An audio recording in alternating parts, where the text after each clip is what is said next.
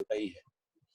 फिर अधिभौतिकवादी दृष्टिकोण से देखें तो भौतिकता से अधिक कोई ताकतवर, कोई रहस्यमयी वस्तु है, उसी को दृष्टा दर्शन होने की बात कही गई।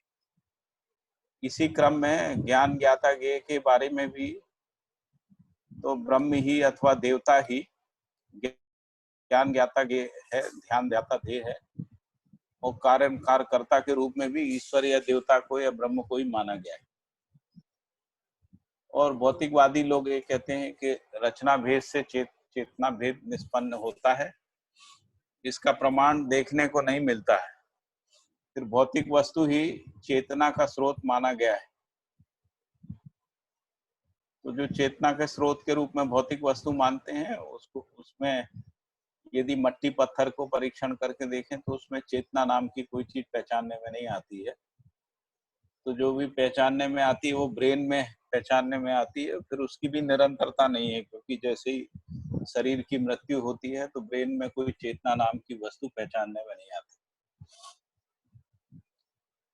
तो इसीलिए फिर सहअस्तित्ववादी दृष्टिकोण से इनकी व्याख्या की गई। तो ये कहा गया कि मानव जो है जीवन और शरीर के रूप में है, और जीवन को पहले ही हम लोग अध्ययन कर चुके हैं कि जीवन जो है वो गठन पूर्ण चैतन्य इकाई के रूप में, चैतन्य पद प्रतिष्ठा के रूप में है। और जो चैतन्य जीवन है वही जागृति क्रम से जागृति पूर्वक मानव परंपरा में अपनी जागृति को प्रमाणित करता है। मानव परंपरा जो है शरीर और जीवन का सानिध्य आवश्यक है मानव परंपरा के लिए, अथवा सह अस्तित्व आवश्यक है। फिर जीवन को थोड़ा सा यहाँ समझाया कि जीवन 10 क्रियाओं के आधार पे स्पष्ट होता है, और उसमें भी यदि उसमें जागृति नहीं होती तो केवल 4.5 क्रियाएं ही संपन्न होती हैं। 5.5 क्रियाएं जो है वो अप्रमाणित रहती है, और इसी कारण जीवन में जो है वो अतृप्ति रहती है, और इसीलिए फिर वो जागृति की ओर उसमें दबाव बनता है। फिर आगे कहा गया कि जो सहअस्तित्ववादी विधि से जीवन का अध्ययन, सहअस्तित्व का अध्ययन और सहअस्तित्व में जीवन अविभाज्यता का अध्ययन और सहअस्तित्व में संपूर्ण भौतिक रासायनिक क्रियाएं संपन्न होने का संपूर्ण अध्ययन जो है वो करतलगत हो गया। बाबा जी कह रहे हैं कि सहअस्तित्ववादी विधि से जीवन अस्तित्व है ना, इसका अध्ययन जो है पूरा हो गया। सहअस्तित्व में जीवन अविभाज्य रहने का भी अध्ययन हो गया, और भौतिक रासायनिक जो क्रियाएं हैं, सहअस्तित्व में संपूर्ण भौतिक रासायनिक क्रियाएं संपन्न होने का भी संपूर्ण अध्ययन करतलगत हो गया। और आगे ये कहा कि रासायनिक भौतिक वस्तुएं, संपूर्ण प्रकार की वनस्पति संसार, जीव संसार, मानव शरीर रचनाएं संपन्न होने के कार्यकलाप का भी अध्ययन सुगम हो गया। तो आगे फिर ये कहा गया कि मानव शरीर में मेधस तंत्र जो है वो सर्वोच्च समृद्ध रचना होने के आधार पर जीवन की कर्म स्वतंत्रता, कल्पनाशीलता प्रकाशित होते हुए सोच विचार कार्यकलाप फल परिणाम के आधार पर और सोच विचार करते हुए अब कल्पनाशीलता कर्म स्वतंत्रता की तृप्ति बिंदु की ओर शोध अनुसंधान करने के लिए प्रस्तुत हुए, क्योंकि द्रोह विद्रोह शोषण युद्ध से हम छुटकारा पाना चाहते थे। ये संभवतः सर्वाधिक भले आदमियों में स्वीकृत है ही, इसलिए सहअस्तित्ववादी अध्ययन की आवश्यकता रही।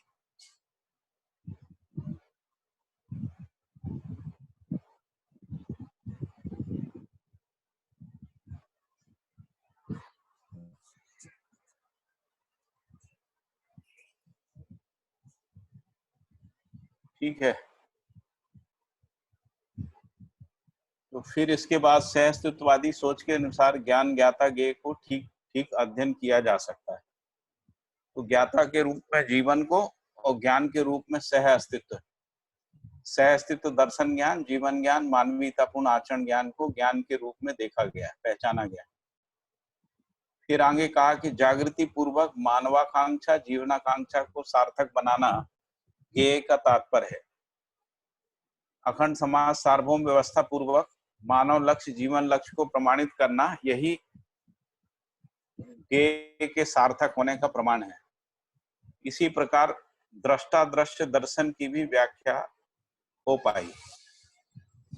दृष्टा पद में जीवन, दृश्य पद में सह अस्तित्व रूपी अस्तित्व, और दर्शन का अर्थ है अस्तित्व।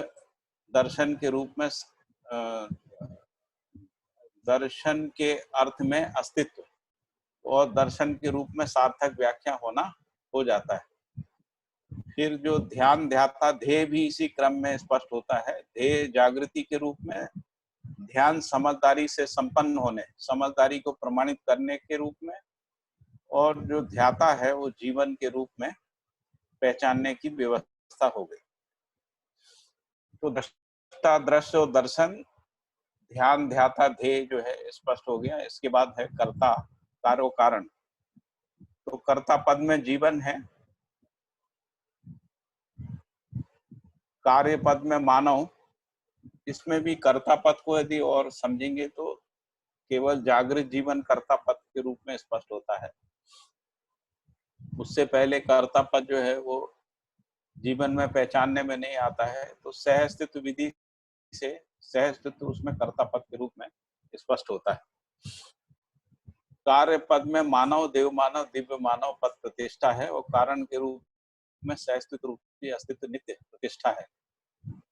इसके बाद साध्य, साधन और साधक के रूप में जो सोचा गया, तो सह अस्तित्ववादी नजरिए से साधक को पहचानने का तरीका बहुत आसान, प्रयोजन से जुड़ा हुआ होना पाया गया। सह अस्तित्ववादी नजरिए से साधक मानव के रूप में पहचानने में आता है, और जो साध्य है, साध्य के रूप में जीवन जागृति सुलभ हो पाता है। तो उस दृष्टिकोण से मानव स्वत्व, स्वतंत्रता, अधिकार के रूप में जागृति को पहचानने में आता है। ऐसे स्वत्व, स्वतंत्रता, अधिकार समझदारी के रूप में, और ऐसी समझदारी ज्ञान, विवेक, विज्ञान रूप में पुनः स्वत्व, स्वतंत्रता, अधिकार वैभवित होना पाया जाता है। यही जागृति का प्रमाण है और यही साध्य भी है। इस प्रकार साध्य कितना सार्थक है, अर्थात जागृति रूपी साध्य कितना सार्थक है, हर व्यक्ति विचार कर सकता है, सोच सकता है। और साधन के रूप में शोध अनुसंधान के लिए कल्पनाशीलता, कर्म स्वतंत्रता रूप, तो साधन के रूप में शोध अनुसंधान के लिए कल्पनाशीलता, कर्म स्वतंत्रता, और प्रमाण रूप में, परंपरा रूप में प्रमाण, यही साधन है। साधन को अंतरंग और बहिरंग साधन भी बोला है बाबा जी ने। तो ये कल्पनाशीलता के रूप में जो है अंतरंग साधन है, और कर्म स्वतंत्रता यानी अंतरंग साधन के योगफल में कर्म स्वतंत्रता। प्रमाण संपन्न परंपरा,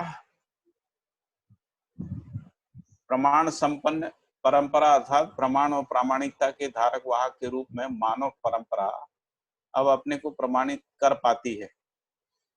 उसी समझ में सार्वभौम व्यवस्था अखंड समाज का प्रमाण बना ही रहता है। सार्वभौम व्यवस्था में प्रमाणित होने में भागीदारी करना ही प्रमाण सर्वसुलभ रहता है। सार्वभौम व्यवस्था के अंगभूत रूप में ही मानवीय शिक्षा संस्कार व्यवहित होना पाया जाता है। मानव परंपरा में सार्वभौमता का वैभव ज्ञान शिक्षा संस्कार पूर्वक ही सार्थक होना पाया जाता है। यही प्रमाण परंपरा का तात्पर्य है। ऐसे भी सामान्य सर्वेक्षण से पता लगता है कि सार्वभौम अर्थात सर्वमानव में स्वीकृतियां इस रूप में सह अस्तित्ववादी विधि से जितने भी विधा में अभ्यास, अध्ययन, कार्य, व्यवहार व्यवस्था में प्रमाण की कतार बनता है, उसे हृदयंगम करना, अपने में जांच पाना, सार्थकता निरर्थकता को निश्चय कर पाना हर नर नारी के लिए अति सुगम होना बन गया। और इसीलिए हम लोग रहस्य से मुक्त हो गए। मानव का साध्य वस्तु जागृति है, जिसका स्वत्व, स्वतंत्रता, अधिकार का जो स्वरूप है वो ज्ञान, विवेक, विज्ञान, जिसका प्रमाण रूप कार्य व्यवहार पूर्वक अखंड समाज सार्वभौम व्यवस्था का स्वरूप है, जो एक दूसरे से कड़ी के रूप में जुड़ा हुआ है। तो ये तीन स्थितियां हैं। एक स्थिति है जिसको स्वत्व, स्वतंत्रता, अधिकार कह रहे हैं, वही ज्ञान विवेक विज्ञान है और वही प्रमाणित होने पे अखंड समाज सार्वभौम व्यवस्था है। इसमें किसी कड़ी को विभाजित नहीं कर सकते। फिर आगे लिखा है कि परंपरा के रूप में जो साध्य वस्तु है, जिसको मानवाकांक्षा जीवनाकांक्षा कह रहे हैं, उसे सह अस्तित्ववादी ज्ञान विवेक विज्ञान के बिना प्रमाणित करना संभव नहीं हो सकता है। तो सह अस्तित्ववादी विधि से ही प्रमाणित हो सकता है। सह अस्तित्व कोई रहस्य या संघर्ष नहीं है। तो जब रहस्य कह रहे हैं तो वो आदर्शवाद की ओर है, और जब संघर्ष कह रहे हैं तो भौतिकवाद की ओर संकेत है। तो जो सह अस्तित्व है वो कोई आदर्शवाद नहीं है, ना भौतिकवाद है, क्योंकि भौतिकवाद में जो संपूर्ण वस्तु है उसको संघर्ष के रूप में प्रतिपादित किया है, और आध्यात्मवाद ने रहस्य के रूप, जबकि सह अस्तित्ववाद जो है वो प्रत्यक्ष है। तो सहज रूप में सर्व मानव को समझ में आने वाला और सर्व मानव में आश्रित वस्तु है। सह अस्तित्व क्या है? सहज रूप में सर्व मानव को समझ में आने वाला है और सर्व मानव से आश्रित वस्तु है, क्योंकि हर मानव किसी की परंपरा में ही जीना और सुख पाना चाहता है। हर मानव इसी की परंपरा में, किसी की जगह इसी होना चाहिए।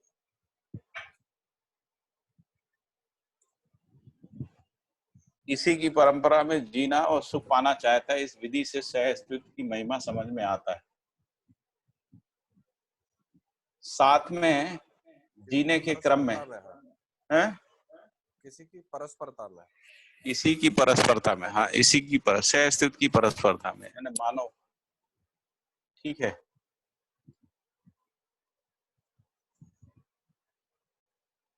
फिर आगे लिखा है कि साथ में जीने के क्रम में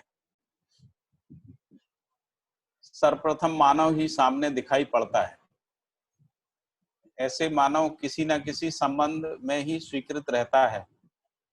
जैसे सर्वप्रथम मानव जो है माँ के रूप में, और तुरंत बाद पिता के रूप में, इसके अनंतर भाई बहन मित्र गुरु आचार्य बुजुर्ग, इन्हीं के सदृश अड़ोस पड़ोस में और समान संबंध परंपरा है ही, और भी ऐसी समान संबंध परंपरा है। तो साथ में जीने में ये सबसे पहले मानव ही संबंध के रूप में हमको पहचानने में आता है। इसी क्रम में संबंध के अलावा दूसरा कोई चीज स्पष्ट नहीं हो पाता है। तो संबंध के आधार पर परस्परता प्रयोजन के अर्थ में पहचान निर्वाह होना पाया जाता है। तो संबंधों के आधार पर परस्परता को प्रयोजन के अर्थ में पहचान, संबंध के प्रयोजन के अर्थ में पहचान निर्वाह होना पाया जाता है। इस विधि से पहचानने के बिना निर्वाह और निर्वाह के बिना पहचानना संभव ही नहीं है। इससे यह पता लगता है कि प्रयोजन हमारी वांछित उपलब्धि है। प्रयोजनों के लिए संबंध और निर्वाह करना एक अवश्यंभावी स्थिति है। इसी को हम दायित्व कर्तव्य नाम दिए हैं। इसी को दायित्व कर्तव्य नाम दिया गया है। संबंधों के साथ दायित्व और कर्तव्य अपने आप से स्वयं स्फूर्त होना सहज है। कर्तव्य का तात्पर्य है क्या कैसा करना, इसका सुनिश्चयन होना कर्तव्य है। क्या पाना है, कैसे पाना है, इसका सुनिश्चयन और उसमें प्रवृत्ति होना दायित्व कहलाता है। कर्तव्य का तात्पर्य है क्या कैसा करना, इसका सुनिश्चयन होना कर्तव्य है, और क्या पाना है, कैसे पाना है, इसका सुनिश्चयन होना दायित्व है।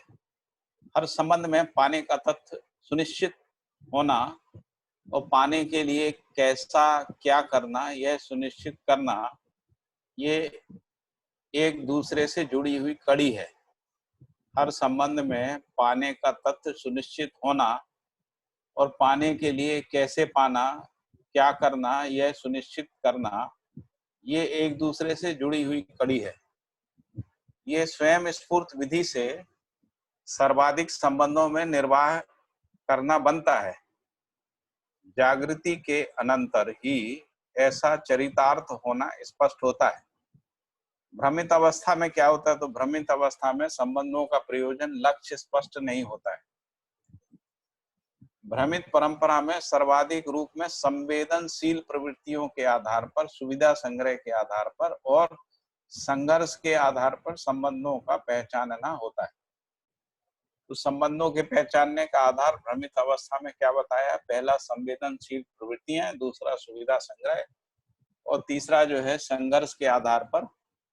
जैसे अब हम लोग अभी अपने आप को किसी एक देश का माने रहते हैं, उसके मूल में संघर्ष के आधार पर पहचान है, क्योंकि हमारे जो दूसरे लोग हैं वो, उनको हम कहते हैं वो हमारे दुश्मन हैं। इसके आधार पे जो हम एक सीमा में रहते हैं वो सब आपस में संबंधित, तो उसमें मूल में संघर्ष है।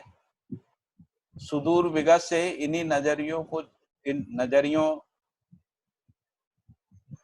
को झेला हुआ मानव परंपरा मन स्वस्थता के पक्ष में वीरान निकल गया।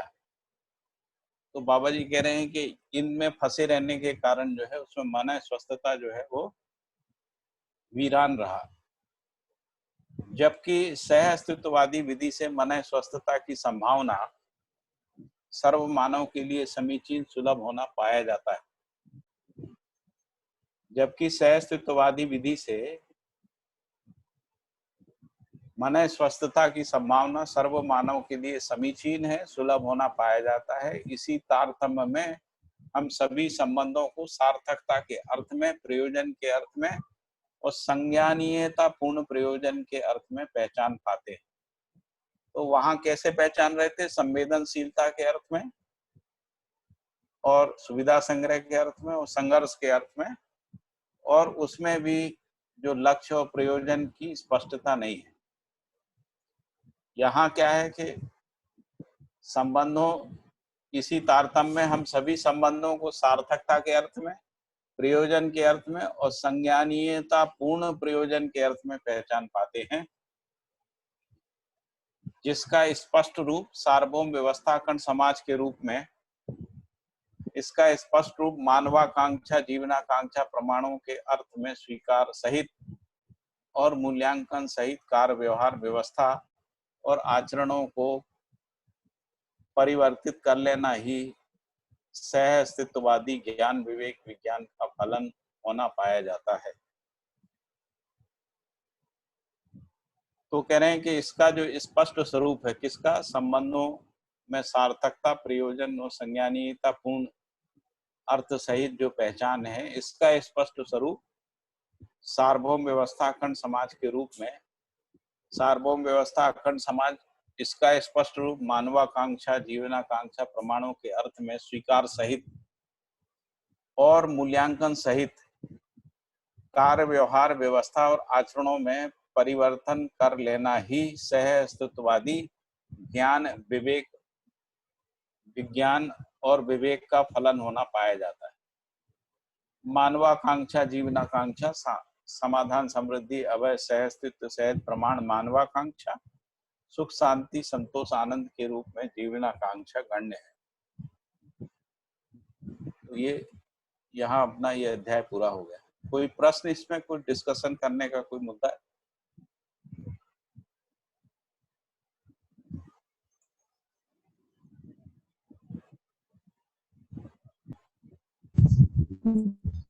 नहीं भैया, मुझे तो नहीं दिख रहा भैया।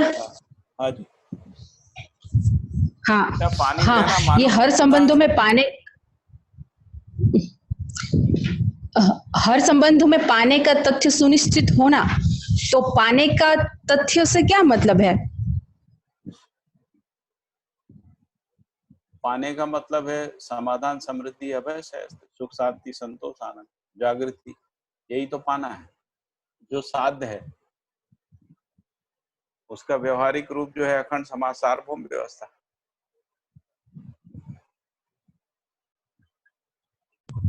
ठीक है भैया। मानव पाना क्या चाहता है? तृप्ति पाना चाहता है। समाधान, समृद्धि, अभय, सहअस्तित्व पूर्वक ही तो तृप्ति है। और समाधान समृद्धि सहअस्तित्व जो है वो अखंड समाज सार्वभौम व्यवस्था में प्रमाणित होता है। तो इसलिए पाना है हमको अखंड समाज सार्वभौम व्यवस्था, क्योंकि अखंड समाज सार्वभौम व्यवस्था में ही ज्ञान विवेक विज्ञान का प्रमाण होता है। उसी को तो प्रयोजन कह रहे हैं ना, प्रयोजन, जिसको प्रयोजन कहा। ये लिखा ना, सभी संबंधों में सार्थकता के अर्थ में, प्रयोजन के अर्थ में, और संज्ञानीयतापूर्ण प्रयोजन। तो संज्ञानीयतापूर्ण प्रयोजन ज्ञान विज्ञान विवेक संपन्न होना, और प्रयोजन के अर्थ में यानी जागृति प्रयोजन है, इस अर्थ में सार्थकता के अर्थ में यानी सुख शांति संतोष आनंद सार्थकता या समाधान समृद्धि अवश्य, इस अर्थ में। उसी को तो कह रहे हैं कि मानवाकांक्षा जीवनाकांक्षा, यही तो है मूल। जी भैया। लिखा ना, इसका स्पष्ट स्वरूप सार्वभौम व्यवस्था अखंड समाज के रूप में, और इसका भी स्पष्ट रूप जो है मानवाकांक्षा जीवनाकांक्षा प्रमाणों के अर्थ में स्वीकार सहित मूल्यांकन सहित कार्य व्यवहार व्यवस्था आचरणों को प्रमाणित कर लेना ही सहअस्तित्ववादी ज्ञान विवेक विज्ञान का फलन है ना, होना पाया जाता है। तो इसलिए क्या प्राप्त करना ये तो स्पष्ट है, किसको प्राप्त करना है ये भी स्पष्ट है ना। इस अर्थ में ज्ञाता ज्ञान और ज्ञेय तीनों स्पष्ट है। इसमें कोई रहस्य है क्या? मुझे तो नहीं लगता इसमें कोई रहस्य। ठीक है, आगे पढ़ें। हाँ, ये एक जी भैया। ये पाठक जी, इसका ये जो बीच में ये शुरू का एक पैराग्राफ पढ़ा था हमने, हाँ जी। सहअस्तित्ववादी विधि से जीवन और शरीर का अध्ययन और सहअस्तित्व का अध्ययन, सहअस्तित्व में जीवन अविभाज्य रहने का अध्ययन, सहअस्तित्व में संपूर्ण भौतिक रासायनिक क्रियाएं संपन्न होने का संपूर्ण अध्ययन करतलगत हो गया। रासायनिक भौतिक वस्तुओं, संपूर्ण प्रकार के वनस्पति संसार, जीव संसार और मानव शरीर रचनाएं संपन्न होने की कार्यकलाप का अध्ययन सुलभ हो जाता है। तो इसके अंदर में जैसे ये है कि हमें ये तीन स्थितियां नजर आती हैं, जैसे कि एक तो जीवन ज्ञान जी, और एक सहअस्तित्व का। तो सहअस्तित्व के अंदर में ये जो भौतिक रासायनिक और भौतिक वस्तु का संपूर्ण प्रकार की वनस्पति संसार जीव संसार, तो जब ये पूरी तरह से जागृत हो जाता है मानव, और उसके अंदर में वो आत्म के अंदर में स्थित होता है, ये गठन पूर्ण परमाणु होने की वजह से, और उसमें नियम नियंत्रण संतुलन रहता है। तो उसके अंदर में ये स्थिति जैसे कि जो मेधस की स्थिति रहती है, जो समृद्ध मेधस है, तो उसके ऊपर नियंत्रण और उसकी जो ये भौतिक और रासायनिक क्रियाओं के साथ क्या उस समय की क्या स्थिति रहती है?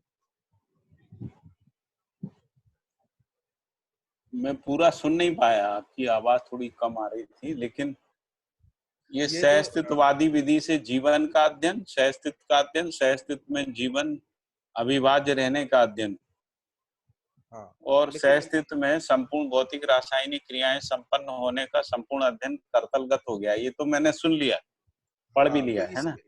इसके इस अंदर में संदर्भ जो में प्रश्न क्या है? प्रश्न ये है कि जैसे कि जीवन ज्ञान के अंदर में जो जीवन का अंदर में पूरा अध्ययन होने से उसके अंदर में वो जागृत होकर के नियम नियंत्रण और संतुलन में हो जाता है जागृत हाँ अवस्था में, और हाँ जी, वो मानवीयतापूर्ण आचरण भी हो गया। हाँ तो उस समय जो ये रासायनिक और भौतिक वस्तुओं के अंदर में ये जिस तरह से हाथ का उठना, चलना, ऑटोमेटिकली चलना, तो ये जो क्रियाएं हैं, ये क्रियाएं की स्थिति यही रहती है। मतलब भौतिक रासायनिक क्रिया मतलब शरीर का क्रियाकलाप। शरीर, हाँ, शरीर का क्रियाकलाप जो शरीर का ऑटोमेटिक है। शरीर का क्रियाकलाप तो भौतिक रासायनिक क्रिया, वो नियम से चलता है, वो हाँ, नियम वो से ही चलता नियम रहेगा। से चलेगा। ठीक लेकिन है। जो शरीर का जो क्रियाकलाप नियम से संचालित होता है, हम्म। तो उसमें जो भ्रमित जीवन होता है उसके कारण से हस्तक्षेप होता है, और उसी ठीक है। हस्तक्षेप विधि से जो है जीवन का जो क्रिया है वो भ्रमित होता है। उसी को रोग कह रहे हैं, जिसको हम लोग रोग कहते हैं। हाँ, अभी जो शरीर रोगग्रस्त हो जाता है उसका मूल कारण है कि जीवन में मन स्वस्थता नहीं है। तो मन स्वस्थता ना होने के कारण जो शरीर का क्रियाकलाप है यानी जो ब्रेन का क्रिया है या हार्ट का क्रिया है या बाकी जो अंग ऑर्गन्स का क्रिया है ना, हाँ जी। या जो ग्लैंड्स का, जो पिट्यूटरी ग्लैंड्स आदि बोलते हैं, हाँ तो वो हाँ जो ग्लैंड का जो क्रिया का जो स्वभाव गति होता है उसमें हस्तक्षेप होता है भ्रमित जीवन के कारण से। ठीक है। इसीलिए वो स्वभाव गति में नहीं रहता, इसीलिए आयु कम होती है, रोग जल्दी होते हैं, है ना, हम्म। और एजिंग सिस्टम होता है और आलस्य होता है, प्रमाद होता है ना, हम्म स्फूर्ति नहीं रहती है, स्फूर्ति नहीं रहती है ना, हम्म, उत्साह नहीं रहता है, काम करने का उत्साह नहीं, ये सब जो है जीवन के भ्रमित रहने के कारण से होता है। ठीक। और यदि इसके बावजूद भी जीवन हठपूर्वक कुछ करता है, मतलब वो गलती को सही बना मान के कोई चीज करने की कोशिश करता है, उस स्थिति में स्ट्रेस पैदा होता है, स्ट्रेस पैदा होता है, और ये स्ट्रेस जो है वही हार्ट अटैक के रूप में, या जिसको अपन कह रहे हैं कि ब्रेन हेमरेज के रूप में हम लोग पहचानते हैं उसको, है ना। आमतौर पे जो लोग गलत काम करने के लिए दबाव डालते हैं, अपने जीवन में हट पैदा कर लेते हैं, हट के कारण से आवेश आता है, आवेश और हट के दबाव में जो है जीवन का जो क्रियाकलाप होता है उसके ऊपर जो आवश्यक है उससे ज्यादा दबाव पड़ जाता है, उसमें हार्ट फेल होते हैं, उसमें किडनी लीवर फेल होते हैं, उसमें ब्रेन क्रिया फेल होता है ना, उसमें जो नस नाड़ियां हैं उनके का दबाव जो है वो पड़ जाती है ना, उसको अपन हेमरेज बोलते हैं, हेमरेज होता है, ये सब होता है। तो यदि जीवन में मन स्वस्थता रहती है तो शरीर का क्रिया तो नियम से चलता है, इसलिए हम लोग इसको प्रकृति में भी देख सकते हैं कि जो मानव ने प्रकृति में हस्तक्षेप किया ना, अपनी जिद्द हट के कारण से, गलतियों के कारण से, उसी को हम लोग असंतुलन और प्रदूषण के रूप में पहचान रहे हैं। और ये जो असंतुलन और प्रदूषण के रूप में धरती का बीमार होना पहचान रहे हैं, है ना, बिल्कुल ऐसे ही शरीर के साथ होता है ना, इस रूप में। ठीक है, मुझे लग रहा है स्पष्ट हुआ कि अभी रह गया। नहीं, ठीक ठीक।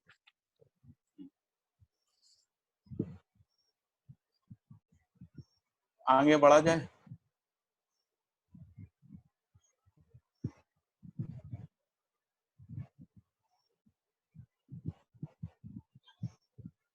योगेश भाई ठीक बोल रहे हैं?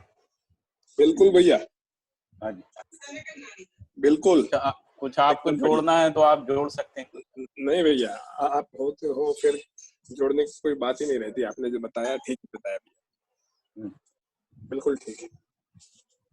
तो आगे दृष्टा कर्ता भोक्ता, तो ठीक है। मानव परंपरा में एकाधिकार संपन्न दृष्टा कर्ता भोक्ता के रूप में सर्वाधिक देशों में ईश्वर परमात्मा ब्रह्म देवी देवता को स्वीकारने के लिए मानसिकता तैयार किए हैं। ये हमने पहले भी पिछले वाले उस 17वें बिंदु पे भी समझा है इसको, है ना। तो इसी के आधार पर समझने की प्रवृत्ति उदय होना स्वाभाविक है। तो इसके लिए यानी ये जो मानव की मानसिकता में ये बैठाल दिया जाए, क्या बिठाल दिया जाए कि दृष्टा कर्ता भोक्ता जो है ईश्वर परमात्मा ब्रह्म आदि देवी देवता आदि हैं। तो इसको समझाने की प्रवृत्ति उदय होना जो है स्वाभाविक है, और इसके लिए सदग्रंथ भी तैयार हुए। तो सदग्रंथ इनको क्यों बोल रहे हैं? तो सारे धर्म के मूल में देववाणी, ईश्वरवाणी, आकाशवाणी के रूप में सदग्रंथों में लिखी हुई है। सद वाक्यों को माना गया, इसी को सदग्रंथ माना गया। ऐसी मान्यता के आधार पर ग्रंथ और ग्रंथों के आधार पर उपदेश विधि प्रचलित हुई। तो मानसिकताएं कैसे बनती है ना, तो मानसिकता तैयार करने के लिए जो है ग्रंथों को तैयार किया गया, और इन ग्रंथों पर लोगों की आस्था बनी रहे, इसलिए ये कहा गया कि ये ग्रंथ मानव ने नहीं लिखे हैं, ये देववाणी है, ईश्वर की वाणी है, आकाशवाणी है, ये सीधे परमात्मा से उतरे हैं, इस तरीके की बात है। तो जैसे जितने भी रिलीजियस स्क्रिप्चर्स हैं उनके बारे में इसी प्रकार की घोषणाएं देखने को मिलती है, और इन सभी को लोग सदग्रंथ मानते हैं। ऐसी मान्यता के आधार पर ग्रंथ और ग्रंथ के आधार पे उपदेश विधियां। फिर इन्हीं ग्रंथों का उपदेश जो है वो अलग अलग संप्रदाय, धर्म संप्रदाय या समुदाय परंपराओं में देखने को मिलता है। तो ऐसे सदग्रंथ जब तैयार हुए, जब मानव एक देश के मानव सभी देशों के साथ संबंध करने में समर्थ नहीं रहे, तो क्या था कि पहले कोई एक भूभाग पे ही कुछ लोग रहते थे, वहां पर एक ही प्रकार के ग्रंथों की या एक ही प्रकार के समुदाय की प्रतिष्ठा थी। अब क्या हुआ कि जब ये सब बढ़ गया तो बाकी जगह जाने लगे तो पता लगा कि एक ग्रंथ में जो लिखा है जिसको ईश्वर वाणी कह रहे हैं, और दूसरे ग्रंथ में ईश्वर वाणी के रूप में जो लिखा गया उसमें काफी मतभेद है। तो फिर इनको ईश्वर वाणी कैसे माना जाए, ये प्रश्न पैदा हो जाता। तो ऐसे सदग्रंथ जब तैयार हुए, जब मानव एक देश के मानव सभी देशों के साथ संबंध करने में समर्थ नहीं रहे, जब मानव ऐसा सामर्थ्य संपन्न हो गए, एक दूसरे समुदाय एक दूसरे के धर्म ग्रंथों को अध्ययन करने को तैयार हुए, इसमें पता लगा कि जिन बातों को हम अपने धर्म ग्रंथ के अनुसार स्वीकारते हैं, दूसरे धर्म ग्रंथ उसको स्वीकारते नहीं है। ये संकट पैदा हो गया।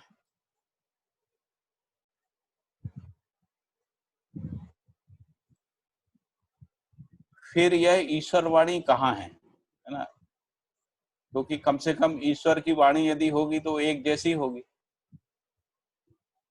इस प्रकार से धार्मिक मतभेद जो है वो उलझता गया।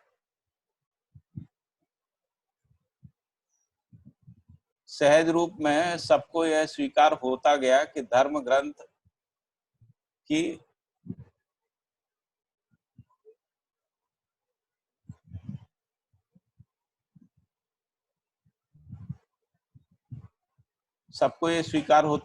धर्म ग्रंथ होना चाहिए। साथ में यह भी मानसिकता में स्वयं स्फूर्त कल्पना आती गई कि धर्म में कोई विवाद होना नहीं चाहिए। अभी भी जो लोग इंटरफेथ फाउंडेशन पे या धार्मिक एकता के ऊपर बात करते हैं, उनके अंदर भी ये मान्यता रहती है कि धर्म में कोई विवाद नहीं होना चाहिए। और यदि विवाद होता है तो धर्म क्या हुआ, फिर धर्म का क्या मतलब हुआ? इस प्रकार की तर्क बुद्धि से सोचने वाले मानव भी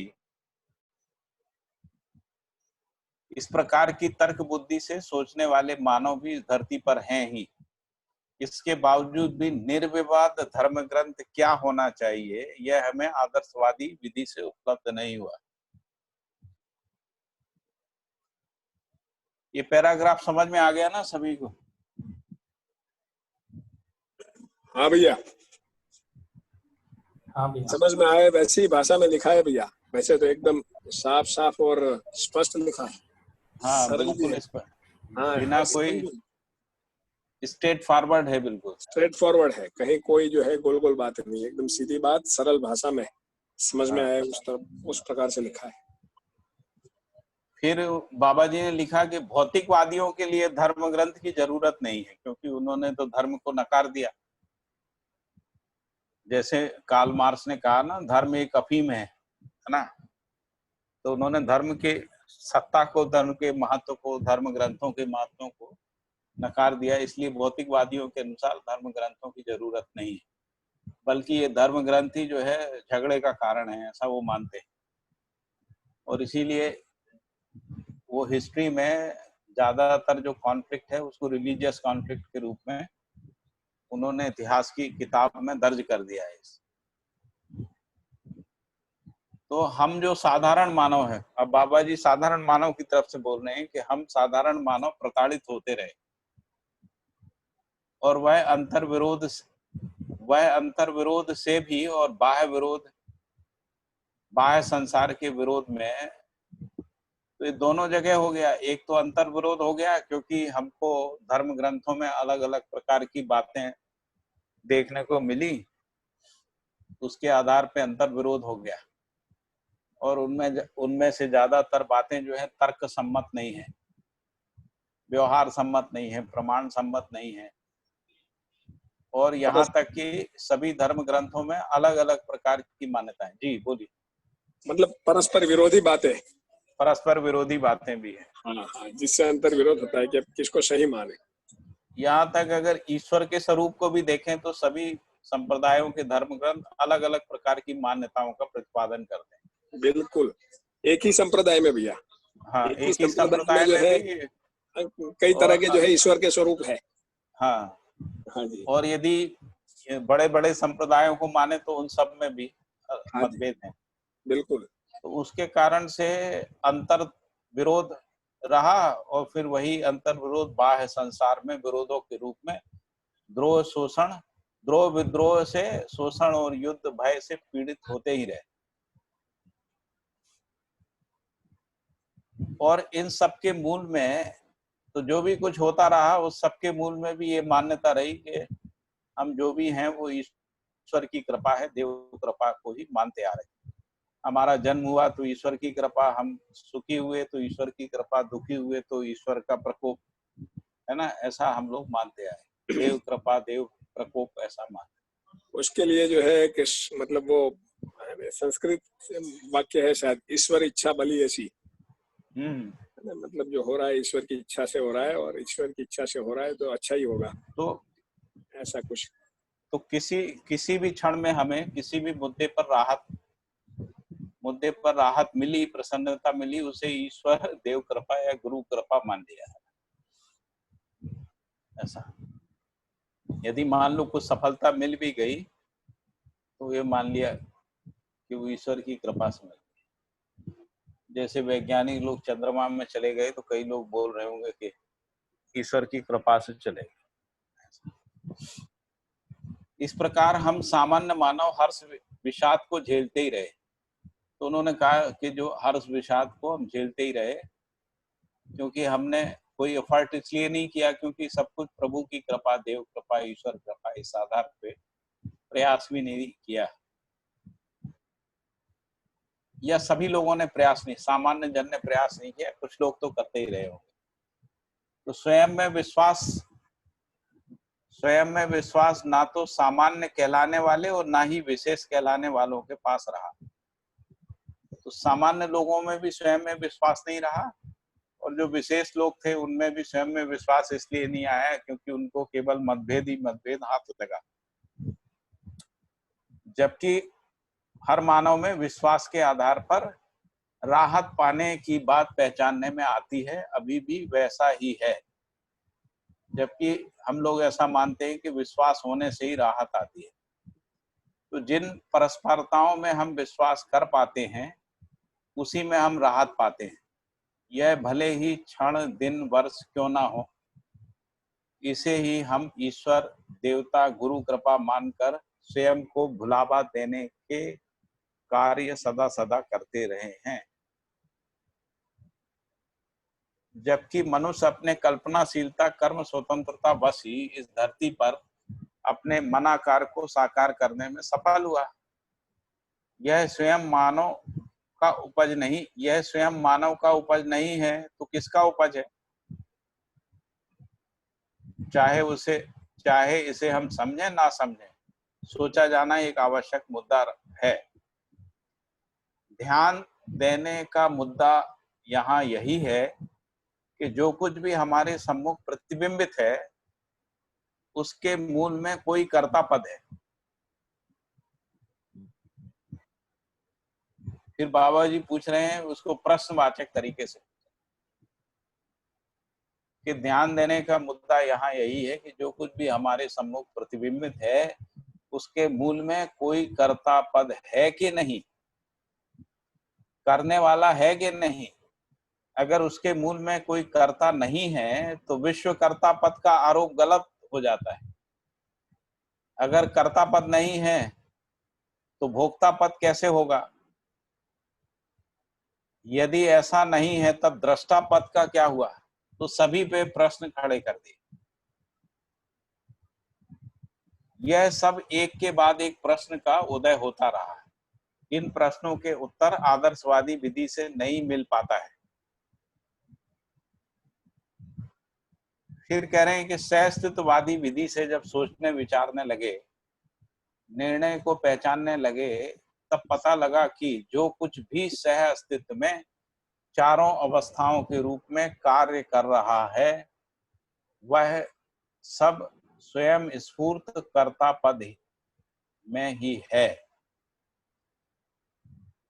तो क्या पहली बात समझ में आई कि जो कुछ भी सह अस्तित्व में चारों अवस्थाओं के रूप में कार्य कर रहा है वह सब स्वयं स्फूर्त कर्ता पद में ही है। इस कारण क्रिया स्वयं में श्रम गति परिणाम के रूप में विकास क्रम के अर्थ में कार्य करता हुआ स्पष्ट हुआ। इसी क्रम में परिणाम का अमृत, श्रम का विश्राम, गति के गंतव्य के रूप में जागृति को पहचाना गया। परिणाम का अमृत पद विकास के अर्थ में, श्रम का विश्राम और गति का गंतव्य जागृति और जागृति पूर्णता के रूप में पहचानना संभव हो पाता है। इस प्रकार मानव स्वयं जागृति पद का उद्गाता अथवा प्रमाणित करने के योग्य इकाई है, यह समझ में आता है। उक्त सभी अध्ययन से यह स्पष्ट हुआ कि सह अस्तित्व में अर्थात व्यापक वस्तु में संपूर्ण एक एक वस्तुएं संप्रक्त रहने से ऊर्जा संपन्न, बल संपन्न वश स्वयं स्फूर्त विधि से क्रियाशील होना, उसके लिए कोई कराने वाले की जरूरत का ना होना पाया गया।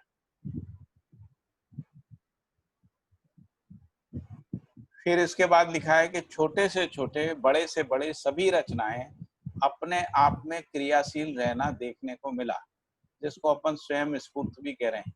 और स्वयं स्फूर्त का मतलब है सत्ता में संप्रक्त, ऊर्जा संपन्नता, बल संपन्नता।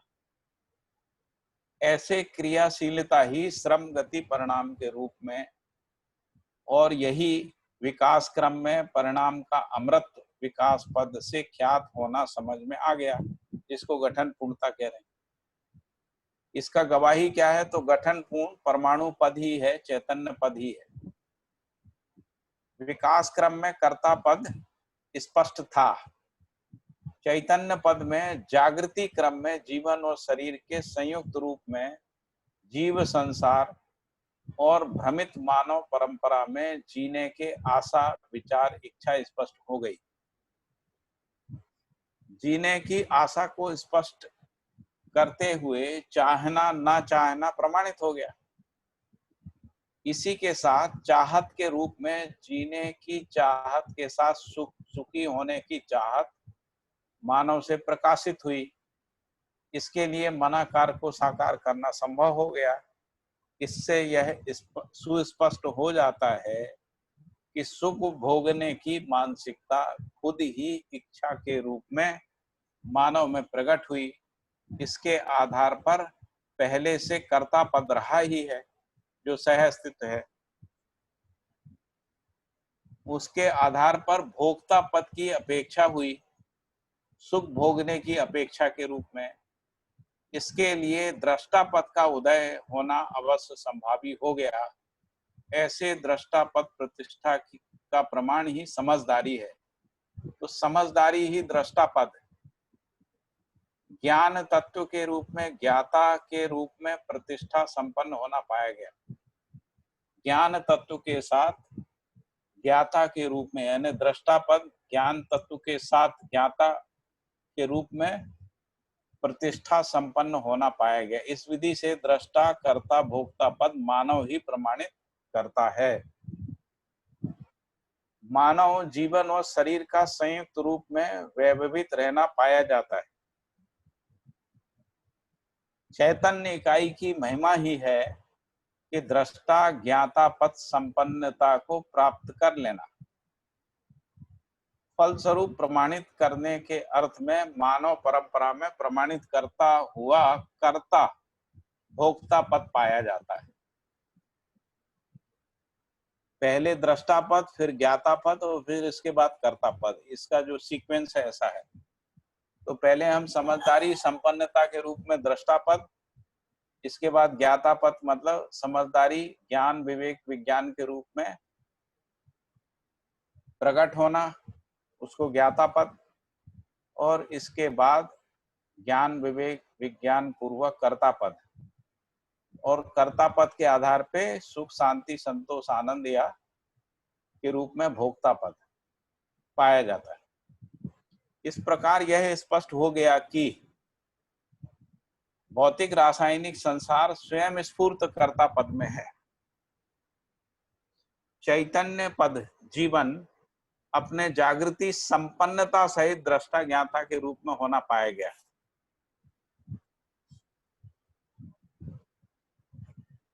तो इस प्रकार यह स्पष्ट हो गया। क्या स्पष्ट हो गया? पहला, भौतिक रासायनिक संसार स्वयं स्फूर्त कर्ता पद में, चैतन्य पद जीवन अपने जागृति संपन्नता सहित दृष्टा ज्ञाता के रूप में होना पाया गया। दृष्टा ज्ञाता के रूप में कर्ता पद का उपयोग सदुपयोग प्रयोजनशीलता विधि से जीवनाकांक्षा मानवाकांक्षा को प्रमाणित करने का सौभाग्य उदय होता है। इसके विपरीत भ्रमित रहने से समस्याओं से क्लेशित होना होता है।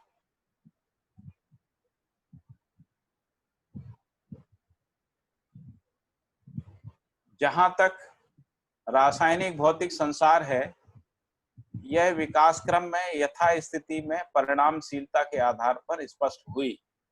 इस प्रकार कर्ता पद के साथ भोक्ता पद बना ही है,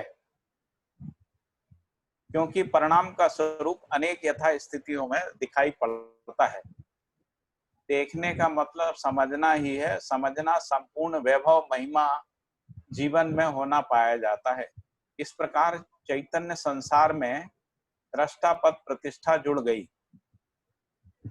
इस जागृति के फलस्वरूप स्पष्ट हुई, यही मुख्य मुद्दा है। ऐसे संपूर्ण रासायनिक भौतिक क्रिया में जीव संसार में भ्रमित मानव में कर्ता भोक्ता होने का गवाही सदा सदा से बना ही है। इसलिए मानव दृष्टा पद पूर्वक ही सार्थक सुफल या सफल होने की व्यवस्था है। सार्थक सुफल होने की व्यवस्था है, भ्रमित अवस्था में नहीं है। अतः दृष्टा पद जागृत परंपरा का ही महिमा होना स्वाभाविक है। इसलिए मानव परंपरा को बनाए रखना हम सब मानव के लिए सर्व शुभकारी सूत्र है, व्याख्या है। नित्यम यातु शुभोदयम। ठीक है, इस तरीके से हमारा कर्म दर्शन का पठन पूरा हुआ। मुझे लगता है ये वाला पूरा स्पष्ट हो गया है, क्योंकि इसमें कोई मुद्दा है क्या चर्चा के लिए? ये दृष्टा कर्ता भोक्ता भैया। हाँ हाँ जी, पहले कोई और पूछ रहा था। हाँ, मैं कह रहा था कि ये दृष्टा कर्ता भोक्ता, ये जैसे जीवन क्रिया के अंदर में जो आत्मा है, ये उसी को ही बोला है ना? आत्मा को दृष्टा बोला है, तो भोक्ता भी तो उसी में आएगा, नहीं क्या आएगा? वो मैं जो है उसमें। हाँ, भोग जो ये मानेगा कि भोगेगा भी तो वही ना। आत्मा थोड़ी भोगेगा। अच्छा, हाँ, तो वो बुद्धि तक रहेगा। तो आत्मा को भोक्ता बोलने से आत्मा कोई जीवन से अलग कोई सत्ता है इस रूप में मान लेते। ठीक ठीक ठीक है, ठीक है ना? ठीक। तो वो मानव में ही आएगा ना। हाँ, ठीक तो बाबा जी कह रहे हैं कि दृष्टा भी जो है मानव में ही प्रमाणित होता है, क्योंकि मानव में ही जो है समझदारी का प्रमाण आता है। मानव के रूप में जीवन जो है, जीवन और शरीर के संयुक्त रूप में मानव रूप में ना हो, उस स्थिति में दृष्टा पद उसमें सिद्ध नहीं होगा।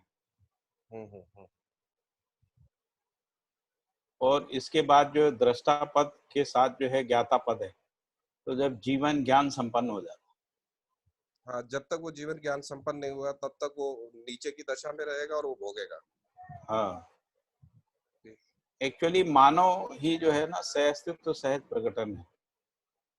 तो इसीलिए जो जीवन जो है ना वो शरीर के साथ प्रकट होता है, क्योंकि अस्तित्व सह अस्तित्व है ना, तो उसका जो प्रकटन है गठन पूर्ण होने के बाद भी उसका जो आचरण का प्रकटन प्रकाशन है वो किसी शरीर के माध्यम से ही हो पाता है। हाँ हाँ इसीलिए सह अस्तित्व के रूप में ही स्पष्ट होता है। ठीक है।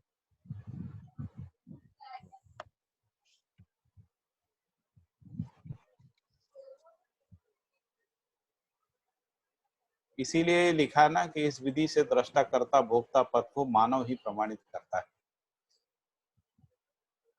होता जीवन में अनुभव होता है इसका, लेकिन प्रमाण जो है वो मानव में होता है। चैतन्य निकाय की महिमा है दृष्टा और ज्ञाता पद, ऐसा लिखा हुआ। दृष्टा ज्ञाता पद को संपन्न चैतन्य निकाय की महिमा ही है कि दृष्टा ज्ञाता पद संपन्नता को प्राप्त कर लेता है, और इसीलिए फल स्वरूप इसके फल स्वरूप मानव परंपरा में प्रमाणित करता हुआ कर्ता भोक्ता पद पाया जाता है।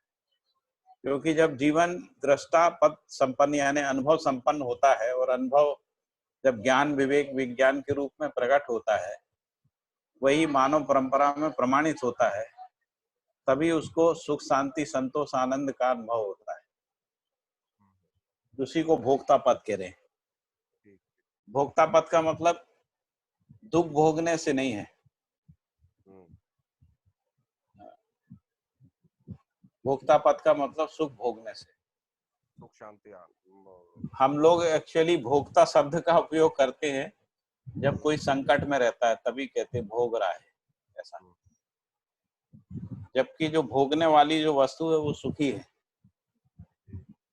फिर वो कह रहे हैं कि भौतिक रासायनिक संसार स्वयं स्फूर्त कर्ता पद में ही है, क्योंकि अस्तित्व में स्वयं स्फूर्त कर्ता पद है, और उस कर्ता पद का जो कारण है सत्ता में संपृक्तता, और संपृक्तता से ऊर्जा संपन्नता बल संपन्नता के कारण से सभी भौतिक रासायनिक संसार जो है वो क्रिया स्वयं स्फूर्त क्रिया के रूप में, और क्रिया जो है परिणाम के रूप में हमको देखने को मिलती है, जिसको हम लोग जागृति क्रम कह रहे हैं। तो चैतन्य पद जीवन अपने जागृति संपन्नता सहित दृष्टा ज्ञाता के रूप में होना पाया जाता है। तो दृष्टा ज्ञाता के रूप में कर्ता पद कब आएगा? तो जो भी हम दृष्टा ज्ञाता के रूप में जो जीवन है, जब वो अपनी उपलब्धियों का उपयोग सदुपयोग प्रयोजनशील विधि से जीवनाकांक्षा और मानवाकांक्षा को प्रमाणित करने का सौभाग्य को प्राप्त करता है। इसके विपरीत भ्रमित रहने में समस्याओं से क्लेशित होना पाया जाता है।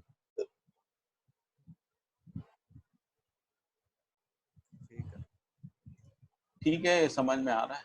हाँ ठीक है। हाँ जी, फाल्गुनी बहन आपको।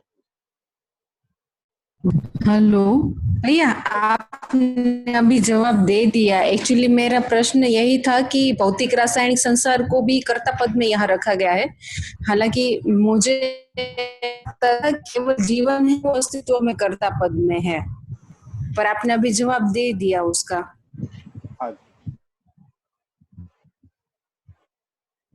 ठीक है। वो जवाब आपको सेटिस्फैक्टरी लगता है कि नहीं लगता? हाँ, वो हो गया, क्योंकि वो स्वयं स्फूर्त विधि से है, मतलब वो अपनी चाह से कुछ कर रहे हैं ऐसा नहीं है, जबकि मानव में कर्ता पद है वो अपनी चाह से कुछ कर रहा है। हाँ, चाहत से कर रहा है ना, और चाहत को प्रमाणित करने के अर्थ में कर्ता पद होता है। देखिए, जब तक जीवन जो है वो संवेदनाओं से प्रभावित रहता है, तब तक उसमें कर्ता पद सिद्ध नहीं होता ना। और कर्ता पद नहीं है इसलिए भोक्ता पद नहीं है, इसलिए वो क्लेशित रहता है, उपेक्षित रहता है, प्रताड़ित रहता है। तो जो जीवन में कर्ता पद तभी आता है ना जब वो जागृति को प्रमाणित कर लेता है, जिसको दृष्टा पद और ज्ञाता पद कह रहे हैं। दृष्टा पद ज्ञाता पद के बाद ही वो कर्ता पद आता है।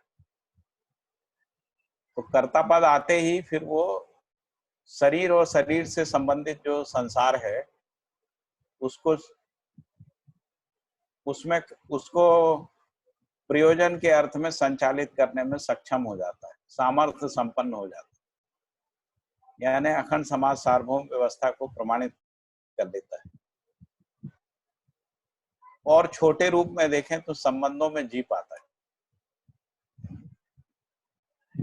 परिवार में जी पाता है ना, समाज में जी पाता है, व्यवस्था में भागीदारी कर पाता है, ऐसा। ओ, जी भैया। और कोई प्रश्न?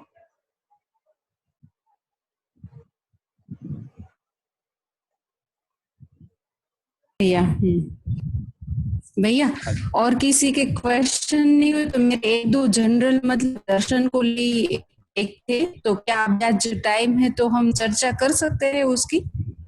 हाँ जी, कर सकते, मुझे लगता है कर सकते हैं ना बीनू भाई। हाँ भैया कर सकते हैं। हाँ योगेश भाई, ठीक है, कर लेते हैं ना। हाँ भैया, हाँ, बताइए। आपके पास समय है ना? हाँ हाँ जी।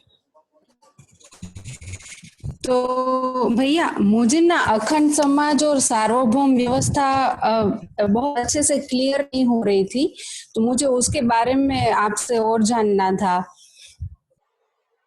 अच्छा, अभी क्या है ना, अभ्यास दर्शन हम पढ़ेंगे तो अखंड समाज सार्वभौम व्यवस्था की एक एक मुद्दे की स्पष्टता हो जाएगी। अभी हमारा कल से अभ्यास दर्शन है ना। हाँ जी भैया। पूरा अभ्यास दर्शन अखंड समाज सार्वभौम व्यवस्था के अर्थ में ही है। अच्छा ठीक है भैया। जिसको हम अखंड समाज कह रहे हैं उसका मतलब है सर्व मानव का जो आचरण है, सर्व मानव का जो क्रियाकलाप है, सर्व मानव के रूप में जो उपलब्धि है ना, सर्व मानव के रूप में जो प्रयोजन है, उस सबको अभ्यास दर्शन में बहुत विस्तार से चर्चा की गई। तो जिसको हम लोग अखंड समाज कह रहे हैं, अखंड समाज का मतलब है, हमने जो व्यवहारवादी समाज शास्त्र पढ़ा था उसमें भी इसको डिफाइन किया था। व्यवहारवादी समाज शास्त्र में कहा था कि व्यवहारवादी समाज का मतलब ही अखंड समाज।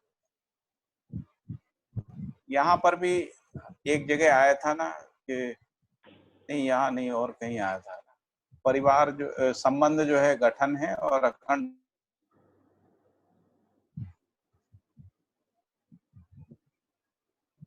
तो जब मानव जो है धर्म पूर्वक जीता है तभी वो अखंड समाज के रूप में प्रमाणित होता है। इसीलिए ये कहा कि धर्म के आधार पे मानव जाति एक पहचानने में आता है, नहीं तो मानव जाति एक पहचानने में नहीं आएगी। इसलिए मानव जो है धर्मानुसंगी है, धर्म के अनुसंगी उसका आचरण है। इस रूप में मानव अखंड समाज के रूप में ही मानवीय आचरण करने में सक्षम हो पाता है। और मानवीय आचरण की निरंतरता बनी रहे, इसके लिए सार्वभौम व्यवस्था है। और सार्वभौम व्यवस्था में भी जो शिक्षा संस्कार है वही सत्ता है, क्योंकि शिक्षा संस्कार मानसिकता का निर्माण करती है, मानसिकता आचरण को उत्पन्न करता है, आचरण पूर्वक ही व्यवस्था में जीना होता है।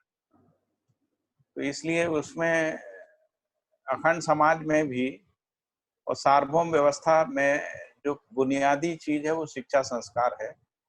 और शिक्षा संस्कार संपन्नता पूर्वक ही हम दृष्टा पद और ज्ञाता पद में आते हैं। तो दृष्टा पद ज्ञाता पद के बाद जो कर्ता पद है वही सार्वभौम व्यवस्था में भागीदारी के रूप में प्रमाणित होता है। और कोई प्रश्न बताइए, तो इस पे तो और विस्तार से बात करेंगे अभी, है ना। जी भैया, एक दूसरा था कि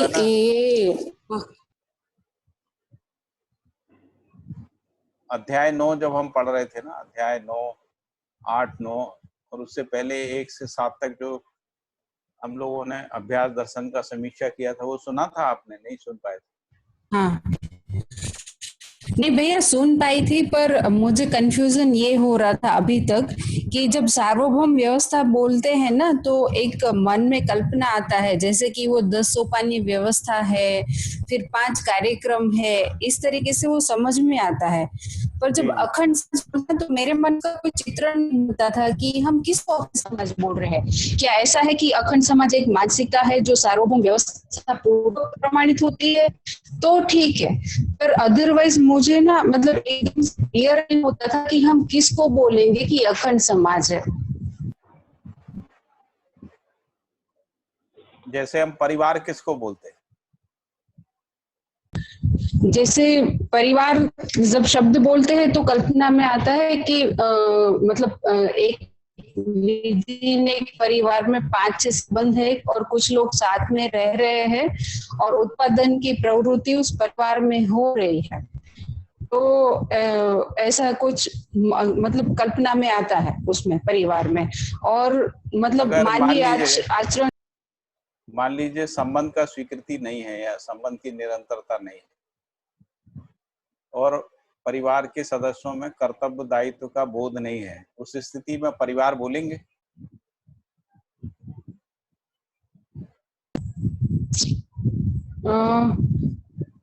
हाँ फिर भी, पर एक तो ये है ना साथ में जी रहे हैं तो एक पॉसिबिलिटी तो है कि अभी असंतोष है, साथ में जी रहे हैं, संतोष नहीं है तो और क्योंकि साथ में जीना कंपलसरी है ही तो कुछ समझ के साथ वहां पे पहुंच सकते हैं। हाँ, लेकिन वो तभी है ना जब संबंध का स्वीकृति है। संबंध स्वीकार नहीं है तो परिवार नहीं है। जैसे मान लीजिए कोई हमारे घर में मेहमान आता है, हम उसको थोड़ी कहते हैं ये परिवार का, हमारे परिवार का है। तो जब संबंध स्वीकार हो जाता है तब, जब संबंध स्वीकार हो जाता है तब हम उसको परिवार के सदस्य के रूप में ही परिचय कराते हैं। हमारे चाचा जी जैसे हैं, हमारे भाई जैसा है, ऐसा परिचय कराते हैं, बहन जैसी है ऐसा कराते हैं, क्योंकि संबंध के रूप में ही परिवार का स्वीकृति रहता है। तो हम लोग व्यक्ति के रूप में सोचने का अभ्यास है, इसलिए कई बार हमको जो परिवार है यानी जो एकत्व है वो स्पष्ट नहीं होता है, जिसको हम कहते हैं परिवार का आचरण, वो स्पष्ट नहीं होता क्योंकि हम व्यक्तिवादी तरीके से सोचते हैं। तो उसी तरीके से अखंड समाज हमको समझ में नहीं आता है जब हम इसको परिवार व्यक्तिवादी तरीके से या परिवारवादी या समुदायवादी विधि से सोचते हैं, उसमें हमको स्पष्ट नहीं होता। समुदायवादी विधि से कर्तव्य दायित्व की निरंतरता नहीं है क्योंकि वो समुदाय सीमा में समाप्त हो जाता है। तो जब तक समुदाय में कर्तव्य दायित्व के निर्वाह की निरंतरता स्थापित होगी तभी समुदाय चेतना का विलय अखंड समाज के रूप में हो जाता है। तो इसीलिए भागीदारी पूर्वक ही सार्वभौम व्यवस्था स्पष्ट होती है और ये भागीदारी जब अखंड समाज के रूप में होती है।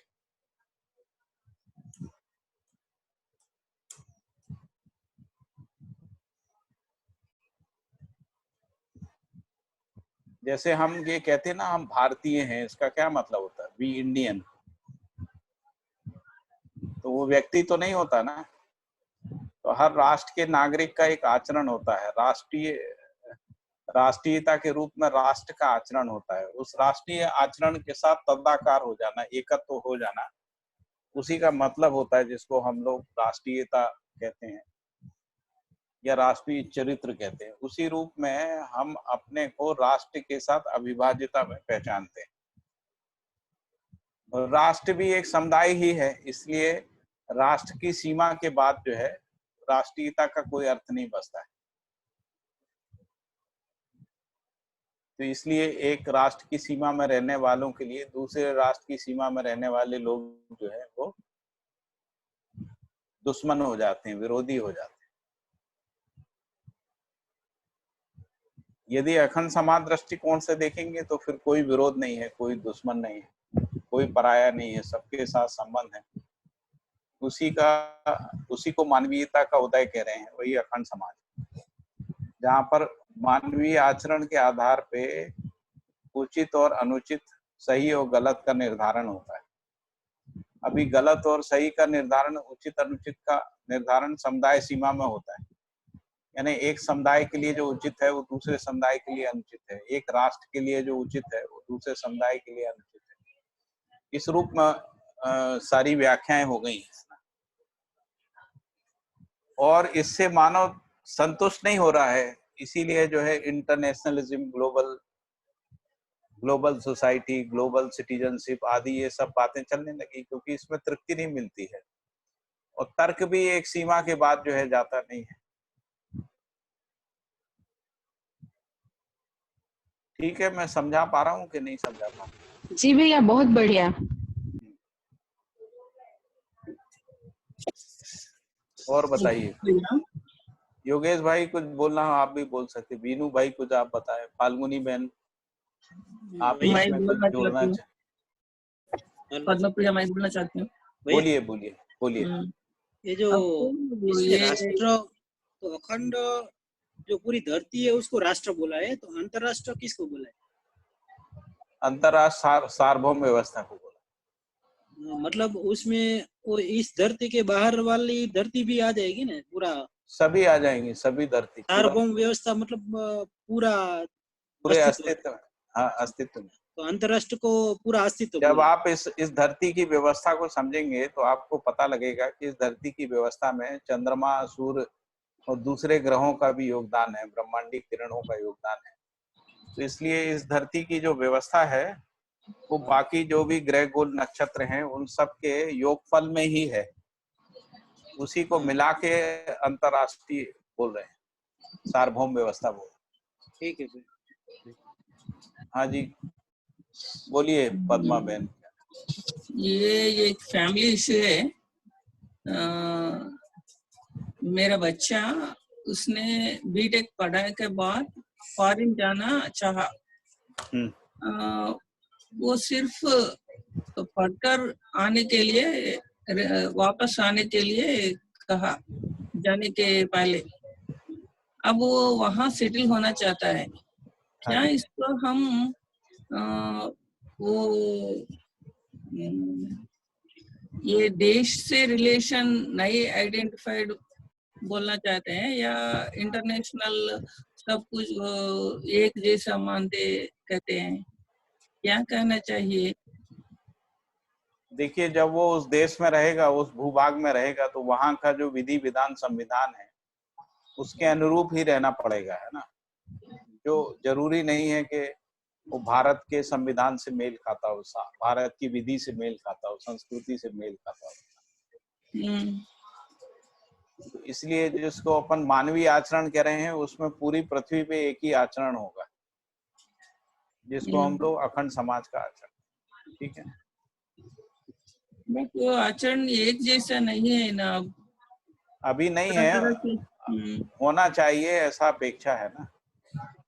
तो होना चाहिए की जगह पे काम करेंगे।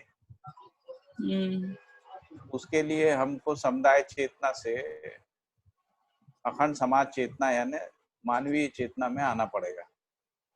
मानवीय चेतना के लिए वातावरण बनाना पड़ेगा, शिक्षा संस्कार को ठीक करना पड़ेगा, क्योंकि अभी हम लोग सब समुदाय चेतना में ही हैं। तो हम लोग देश और विदेश के अर्थ में, हिंदू और मुसलमान के अर्थ में, है ना, आर्य और द्रविड़ के अर्थ में, है ना, या आर्य और नाजी के अर्थ में, ऐसा हम लोग सोचते हैं, या जाति के अर्थ में, वर्ण ब्राह्मण क्षत्रिय के अर्थ में ऐसा सोचते हैं, ये जाति वो जाति के अर्थ, है ना। यहाँ मेरा प्रश्न ये है कि सब यूथ पीपल अगर वो यहाँ इंडिया से जाकर वहाँ रहना चाहे, वहाँ फैसिलिटीज तो अच्छा है और जॉब अपॉर्चुनिटीज अच्छा है, ये सोच के वहाँ वो सेटल हो जाए, तो ये यहाँ भारत देश का शोषण और वो पराई देश का पोषण हो रहा है ना। अगर यहाँ का यूथ वहां चला जाए तो वो देश बर्बाद हो जाएगा, तबाह हो जाएगा, और उसके पास इतना रोजगारी नहीं है। हमारे देश में जितना यूथ है ना उतना अमेरिका का पॉपुलेशन है केवल। तो इसलिए रोजगार कहाँ से आ जाएगा। दूसरी बात क्या होती है कि जब वो अमेरिका की किसी कंपनी में काम करता है ना, और वो कंपनी भारत का शोषण करती है, तो शोषण में भागीदारी ही होता है, अपने देश के शोषण में भागीदारी के रूप में ही जॉब है। जो कारपोरेशन में जो लोग काम करते हैं ना, और वो कारपोरेशन दुनिया के विकासशील देशों का शोषण करते हैं। इस तरीके से हम अपने देश के ही शोषण में भागीदार हो जाते हैं। तो अभी कैसे समझना है इसको? तो इससे निकलने के लिए हमको परिवार मूलक स्वराज व्यवस्था में आना पड़ेगा, और कोई विधि है नहीं। मान लीजिए हम हिंदुस्तान में कारपोरेट जो है डेवलप कर लेते हैं और फिर तो हम दूसरे देशों का शोषण करने लगे। जैसे मान लीजिए भारत सुपर पावर हो जाएगा तो अमेरिका भी जो करता है वो वैसे ही भारत करेगा, दूसरे देशों की संप्रभुता पे हमला करेगा। तो इसलिए इस विधि से तो द्रोह विद्रोह युद्ध के अलावा कुछ निकला नहीं। तो अभी विधि बदलना पड़ेगी। विधि बदलने से पहले मानसिकता बदलना पड़ेगी। मानसिकता जो है वो सहअस्तित्व विधि से ही आ पाएगी। सहअस्तित्व विधि से संपन्न शिक्षा व्यवस्था पूर्वक ही मानसिकताएं बदलेंगी। तो अभी जो हम लोग अभी जो काम कर रहे हैं वो ऐसी मानसिकता संपन्न लोगों का बहुलीकरण कर रहे हैं ताकि वो मानव जाति को कन्विंस कर सकें, समझा पाए, है ना। और जैसे हमको समझ में आया वैसे बाकी लोगों को भी समझ में आएगा, इस विश्वास के साथ है।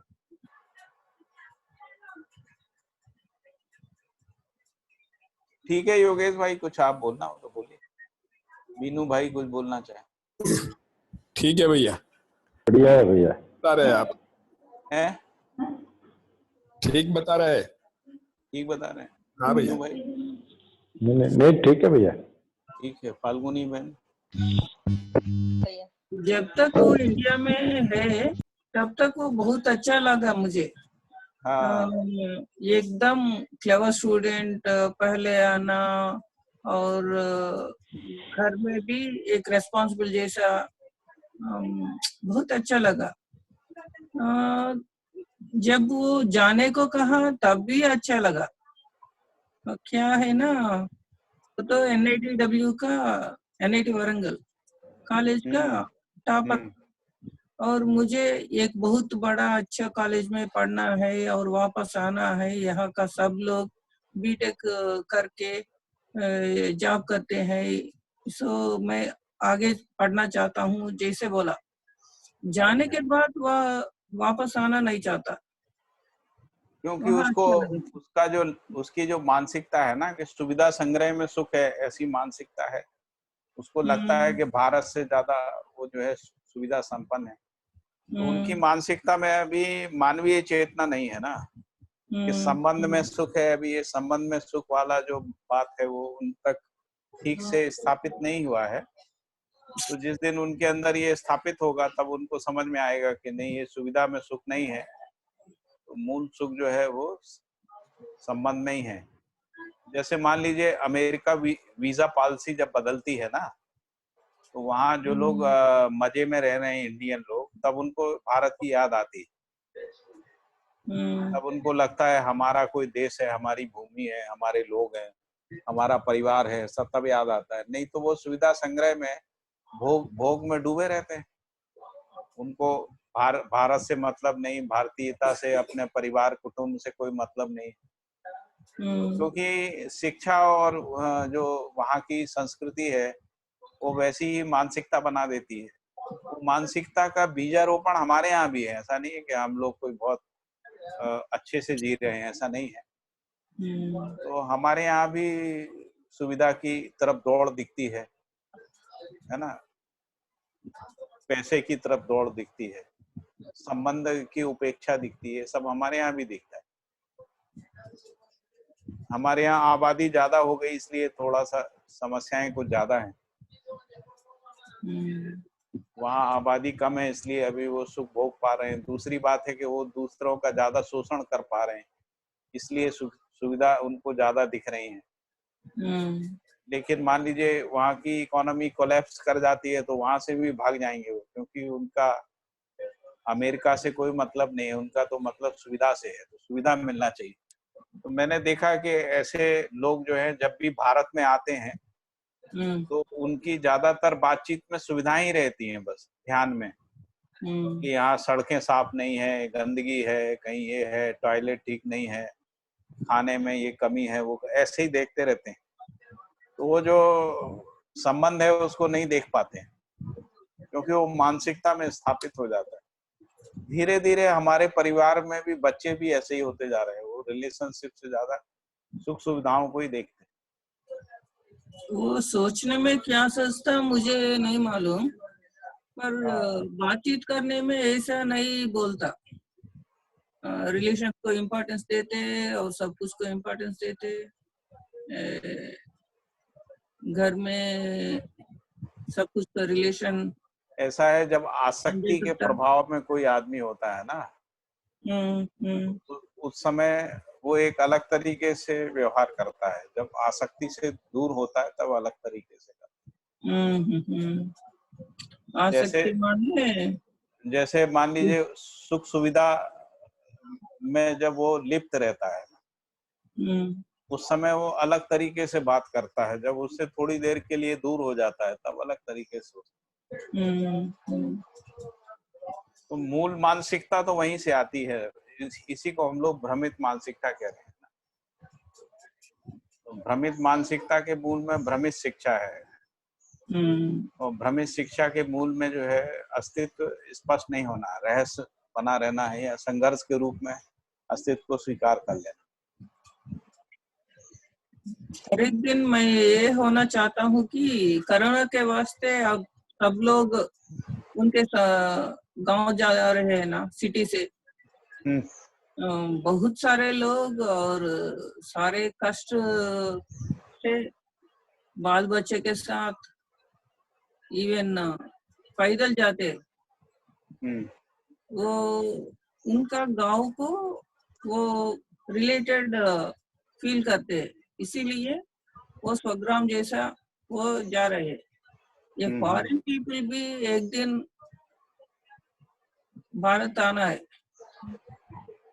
ऐसे वाला कुछ होना चाहिए। होगा होगा होगा। पहले हम ठीक हो जाएं, हम ठीक हो जाएंगे तब दूसरों को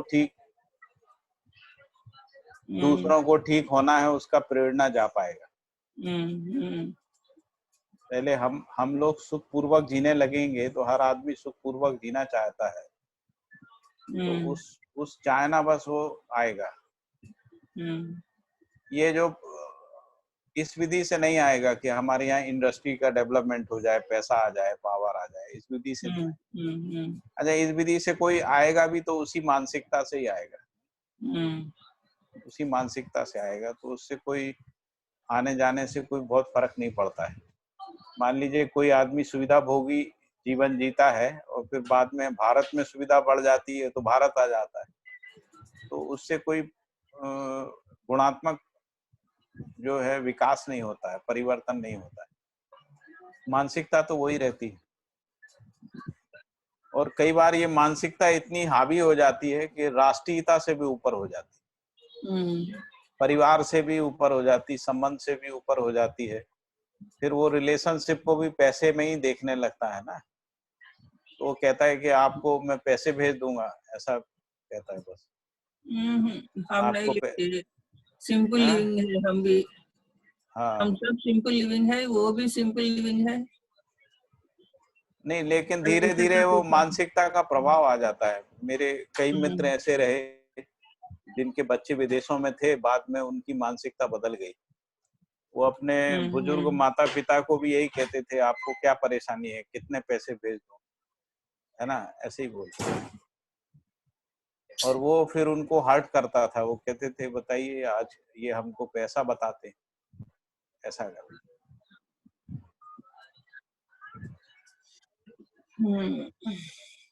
तो ये बहुत सारी बातें हैं। चलिए, इस पे अपन अभी बात करेंगे। अभ्यास दर्शन में बहुत सारी चीजें डिस्कस में आए।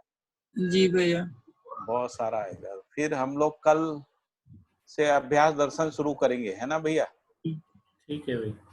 उसका सूचना डालना पड़ेगा योगेश भाई।